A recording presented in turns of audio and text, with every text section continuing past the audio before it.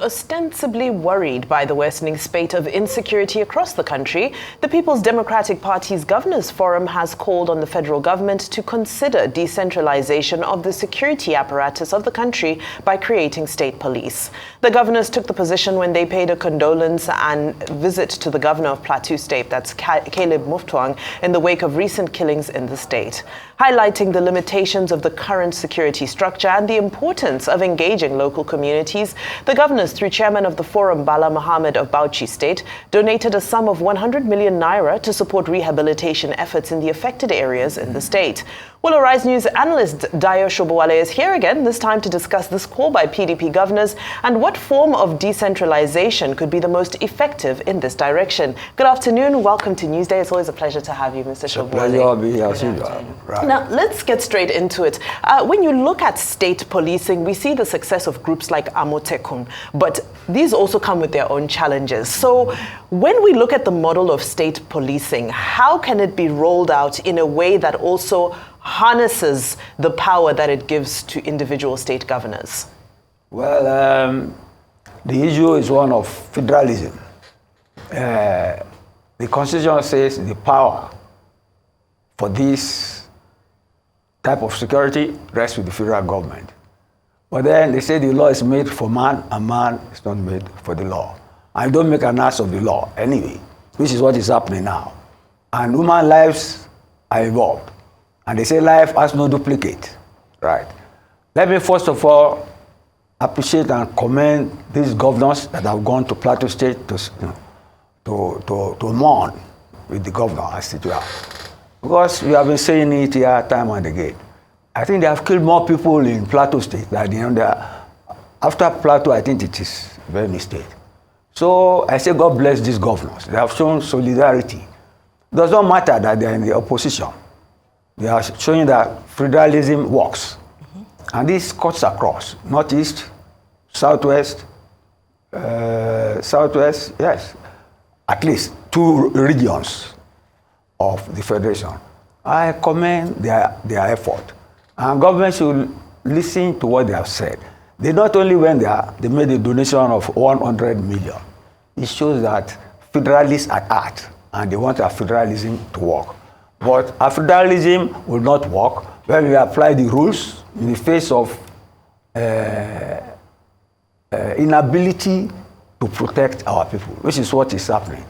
What these governors have done is similar to what some set of governors did during the ill-advised currency redesign on the eve of the election that has impoverished all of us till today, in addition to the fuel subsidy issue. May God bless them. And you see, I will illustrate with an example. Federalism works when you are on the ground and you protect your people. And your people will reward you when election time comes because you are protected there. Because only those who are alive who can vote in elections anyway.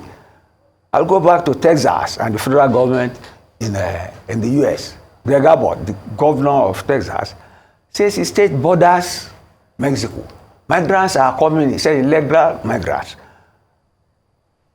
When Donald Trump was there, he built a wall. When Biden came in, he built, he knocked down the wall.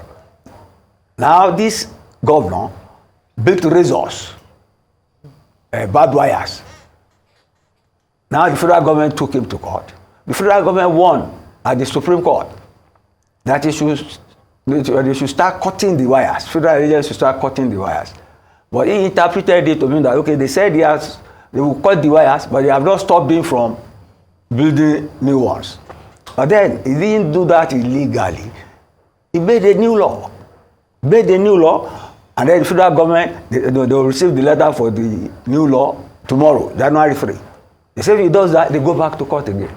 That's federalism. I think we should learn from that experience. Our governors should not be professional mourners. You get me? Be mourning when they kill their people. They can go to court, like those set of governors did during the currency redesign. They went to court, they won, although the man there did not listen to them. If you are in a civilized, legally minded place, you should be tried later for that violation. So we are under the rule of law, we are under federalism. Our governors cannot just, okay, see what happened in Zamfara just yesterday. The most experienced security man in this country, retired General Guzau, was literally guest of honor there. And he said the police cannot police the entire country. So there should be the devolution of authority to people to walk across, along with the police. I mean, you don't need people to tell you if the police are potent to monitor or secure all of us. They should ask for helping hands, not deter people. So I think it's about that time we let constitutionalism be interpreted positively to save lives. Because in the democracy, it is the people who have the power to vote in those who will protect their lives and those who will not. Let's leave it at that for now. Definitely. A very salient point you make there. You know, we can't police everyone. And even Governor Mohammed Bala highlighted that when he spoke about the ratio of citizens to the police. But he also highlighted the importance of engaging the structure of security agencies, training youths to even avoid, these extrajudicial killings. How might, this creation of the state police, contribute to achieving those goals?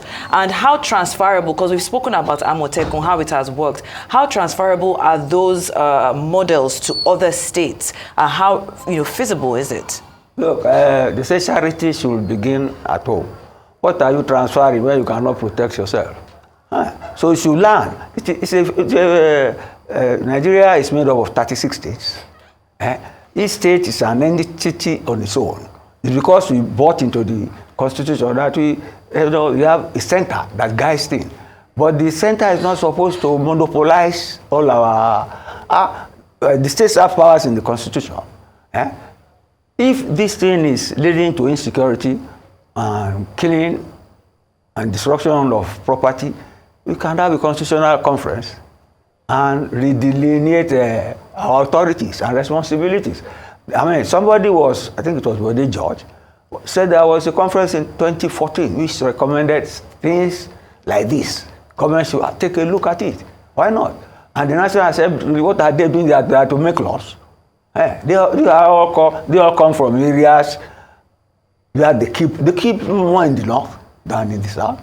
And they have more legislators in the house there than in the south. Why can't they put us together and make laws that will protect people's lives?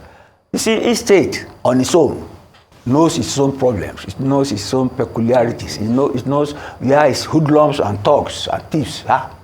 The police call them dark spots. Let each state, and I'm sure the police are doing it. It's only, they too have a limit. Because the structure now is that when policing fails, even before it fails, if there's any problem, they call the army in. You see, that one did not exist, it did not come in a vacuum. It's because our military dictatorships we had in the past. The army never wanted the police to be well armed in such a way that it can engage it. Do you get me? So deliberately they watered down the sort of ammunition going to the hands of the police.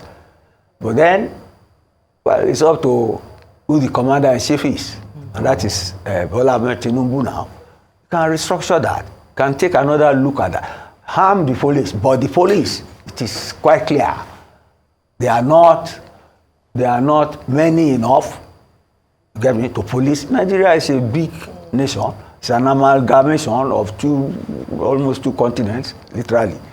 So let the states have their own police commands. Let them have a form of security outfit that will deter people.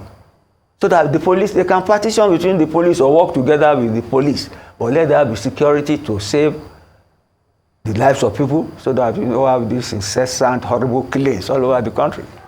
It still feels like the biggest obstacle, the solution is clear as day, but the biggest obstacle is still the fear of self-interest. And I'm glad you gave the example of what happened in Texas, because again, it shows the degree of autonomy, if I may call it that, that a state is able to achieve, which in our context may almost be a concern.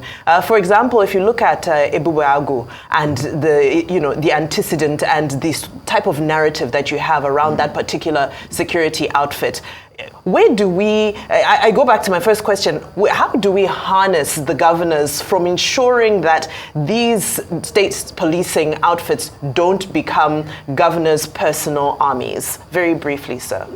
That is the fear of whoever is at the center. Most Nigerian leaders, before they get into office, they always want real federalism, devolution of power to the states. But once they get there, they change their mind, because power is sweet. You get me? People enjoy using power.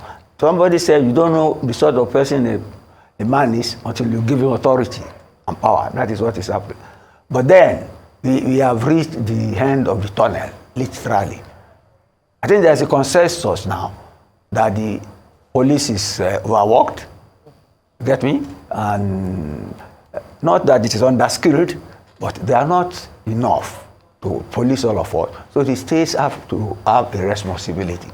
You see, may so rest in peace. The former governor of Ondo State did his best, but his legacy is Amotekun. Now people are recommending Amotekun. Let everybody form their own Amotekun. After all, they did something in Jigawa yesterday. Let everybody, Zamfara, let everybody emulate that. What is good for the goose, it should be good for the gander. Sam? Mr. Sobowale, thank you so much for that analysis.